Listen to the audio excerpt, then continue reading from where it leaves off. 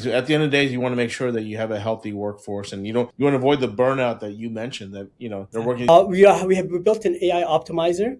With this optimizer, what it does is it looks at the compliance and rule sets. So the company, if they have their own labor law, their own company laws with the labor laws, we have like a Dropbox in our settings where they can just drop all that information so the system can learn. Okay, these are the rules. So that would be like the RAG, the retrieval augmented. And with that, we also have compliance-based historical learning. So it can look at how the schedules were built. It can look at trends, like if you have a midnight shift and like 40 or 50% of the time people report sick for this shift, the system will learn, okay, you know what, it's better to optimize it where you can give one person this shift a month rather than having someone have 4 or 5 where he's going to report sick. So a lot of that learning behind the scenes, a lot of that compliance rule set optimization. When it builds a schedule, it's going to build it based on, okay, here's the demand, here's the fatigue score. So the fatigue score is like if they saw a trend of like someone who had 4 or 5 shifts in a row and ended up calling in sick, it'll know there was some sort of trend going on there. So we're just trying to teach it as much as possible. And we're also learning from our pilot